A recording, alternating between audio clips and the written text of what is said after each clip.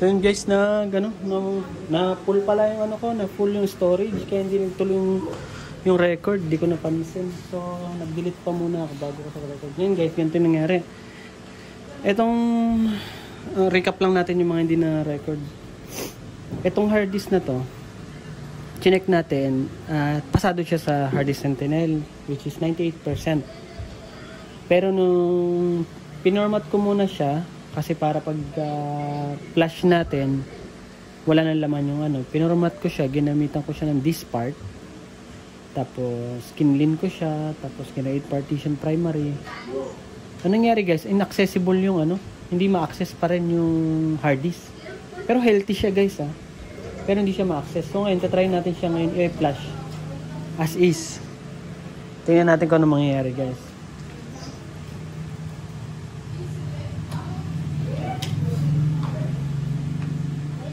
Try natin guys kung mag-error ba siya.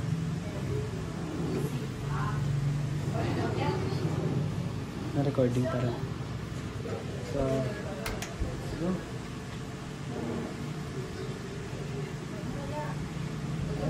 Ano pala yung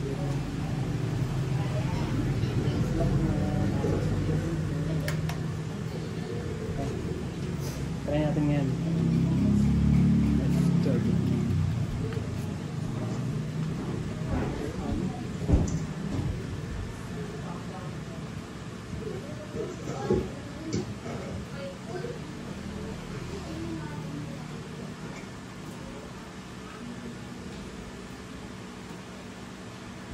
Hindi siya magano.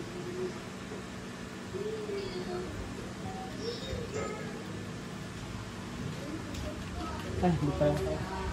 Sorry guys, hindi pa nakakabit yung keyboard. Ayan, kabit na yung keyboard.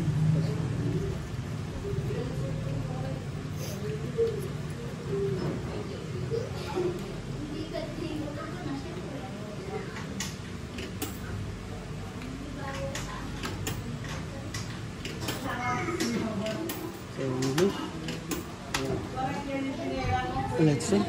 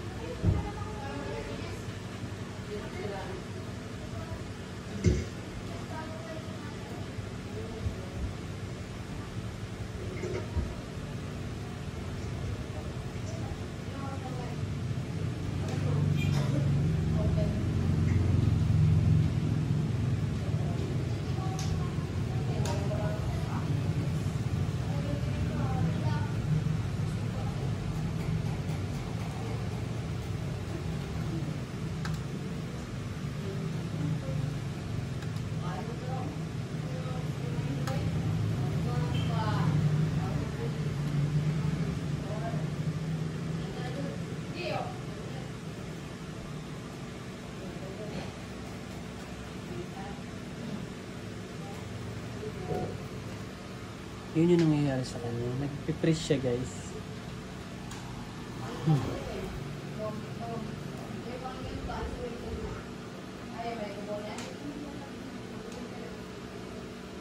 Ito guys, itong hard disk na yan. Wala na, itong Ramsta. Wala nang laman yan na format ko na yan kanina. Pero hindi talaga siya magtuloy pagka pina-flash siya.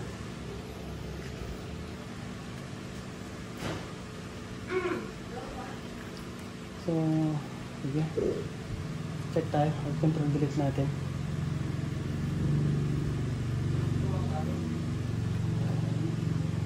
Tingnan nyo guys gagawin ko. Tingnan nyo lang gagawin ko.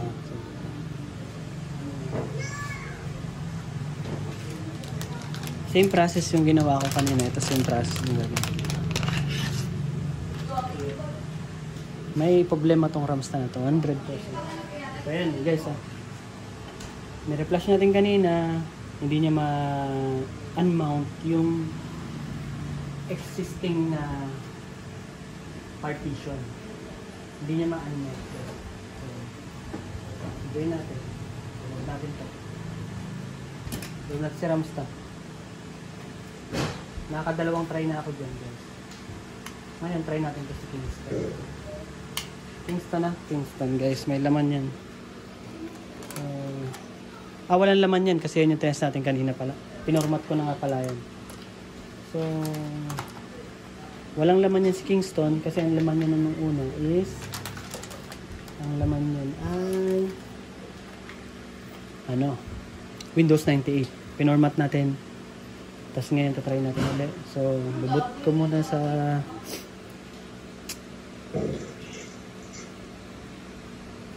USB. Tingnan nyo guys tingnan nyo. Pagkakaiba nila. English. Auto install.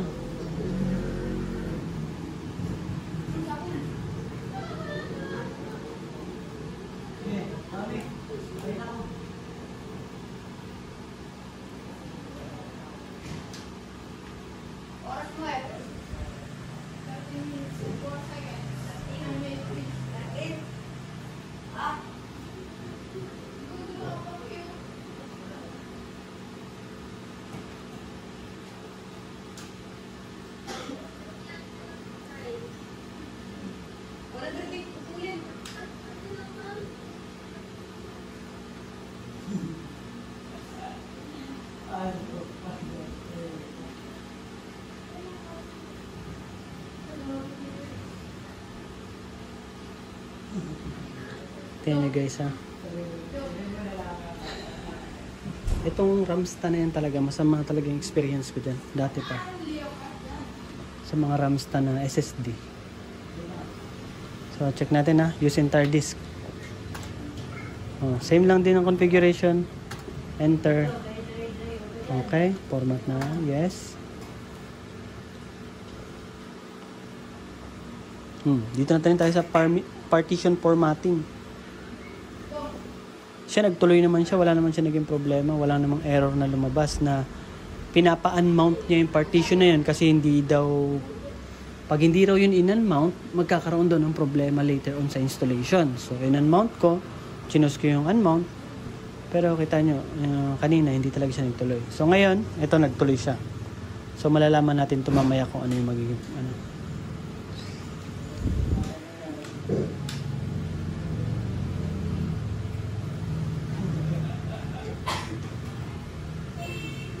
mamaya natin to troubleshoot natin tong Ramsta kung ano talaga yung problema ng hard disk na to.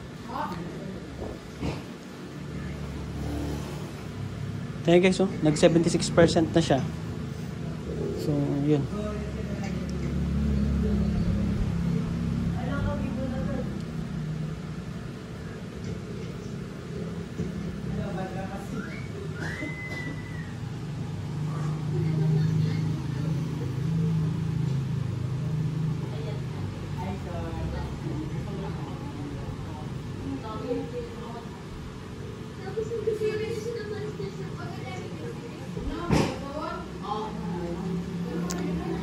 We're on 83 guys, 83%, 98, 100%, configuration application na tayo.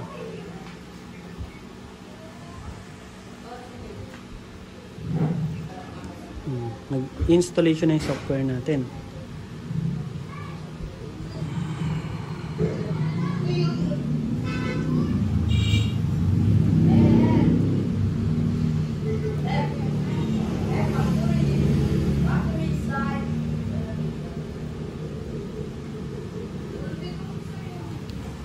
Sabi niya, install the Grab bootloader on a hard disk. Yan. Finishing the installation. Guys, kita nyo naman. Sa kabilang hard disk, tuloy-tuloy. Sa kabila, nag-e-error, tapos hindi na nagtutuloy. Pero huwag pa rin kayo mag-alala kasi troubleshoot pa rin naman natin yan.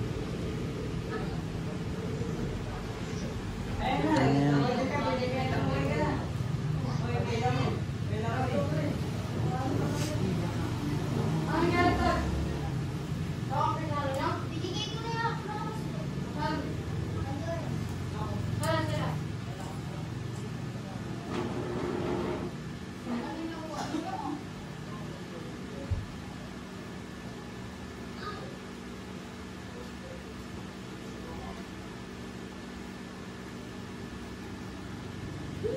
So, pwede na siguro natin restart guys. Ang gawin natin pang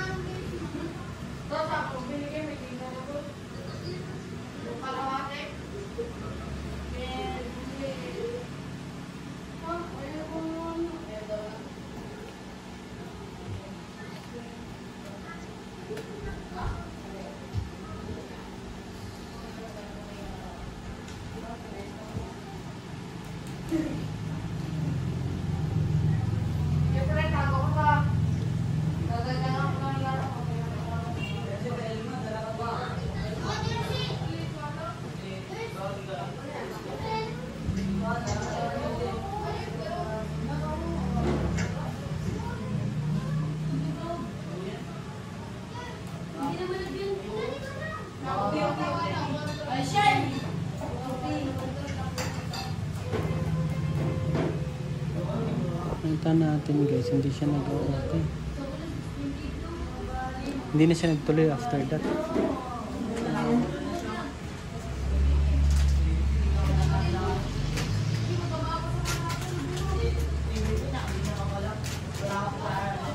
Try natin. Kasi ito nasa 82% na lang siya.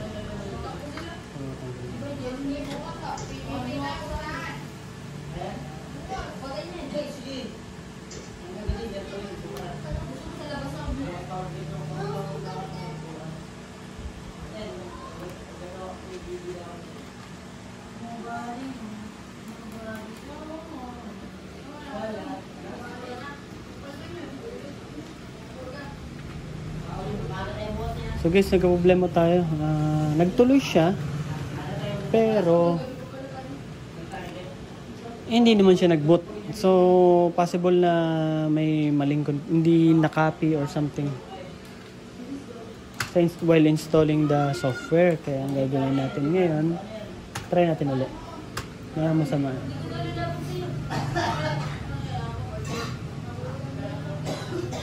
Basta ang importante guys, nakita nyo kanina nasa Ramsta, hindi siya talaga tumuloy. Sa Kingston, tumuloy siya, nag-finish installation, pero hindi siya nag-boot. Yun yung mga pagkakaiba nila guys. So ngayon, check natin kung ano yung pwede nating gawing remedy. Ito kasi guys, itong kulay green na yan, 100% yan, bago yan. 100% yung health niyan. So try natin yan para wala tayong maging problema.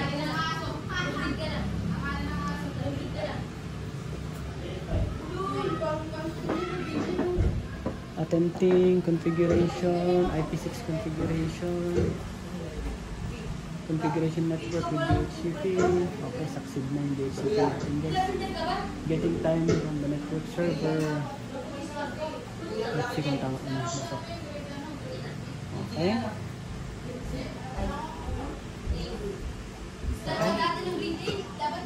Use entire disk. Tapos, yeah. Creating exit for file for partition.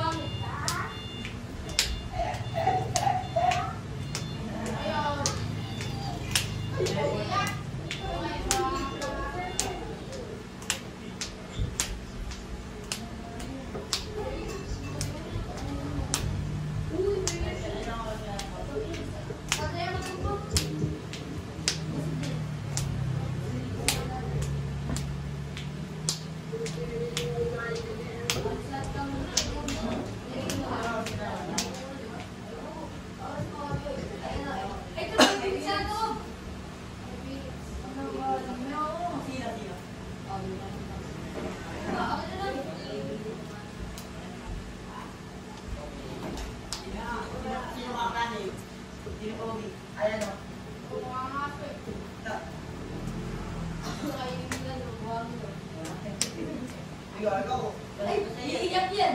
Wala ka, kakabahan kita sa gilid. Iiyak yan ah.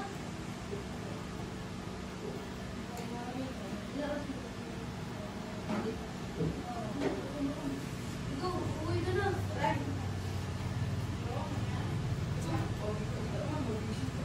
Masasagati ka. 55 ka pala. Ay, okay lang.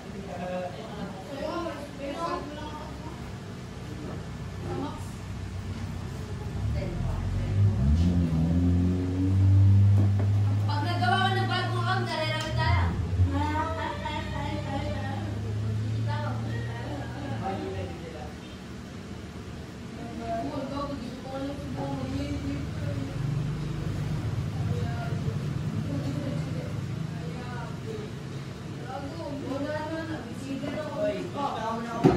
SFNHS.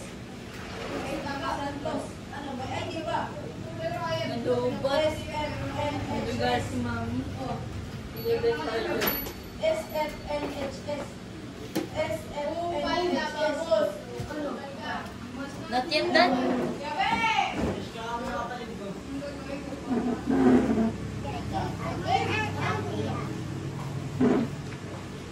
Ano kaya, Grace? Sketch mo ano kaya, Graham?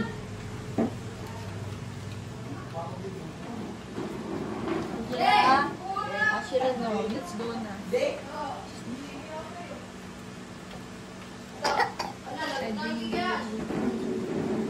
Angela, where are you? Angela, get.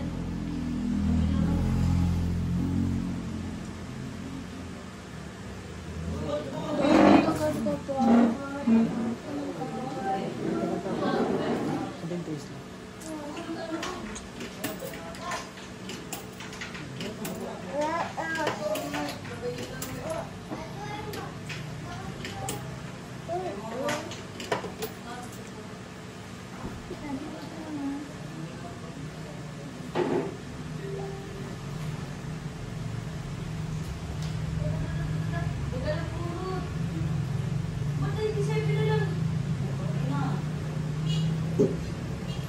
So, yun na guys, tapos na tayo. Hindi pala, wala pala naging problema dun sa Kingston. Ang mali ko pala dun kasi hindi ko nilagyan ng path na installation directory yung yung installer ng Adobe Shop para gawin niyang bootable yung Kingston. Kaya pansin nyo kanina guys, kuya, sir, pansin nyo kanina, hindi nag-boot yung Kingston. Natapos yung installation pero hindi siya nag-boot. Kasi yun yung nakaligtaan ko, hindi ko lang nalagay yung directory nung dapat ma-install yung yung specific software para maging bootable yung Kingston. So, pag restart, hindi na siya naging bootable. Na-install man sa loob yung ibang requirements, yung other software, pero hindi siya bootable kaya hindi siya nababasa ng computer. Kanina nilagay ko na, nakita niyo nag-type ako kanina, yun yung directory. So, kaya ngayon, nag-boot na siya. Ito na siya, Adobe Shop. So, ngayon guys, i-troubleshoot natin tong Ramsta. Ito. Kung bakit siya hindi gumagana. Kung bakit siya hindi nagtutuloy.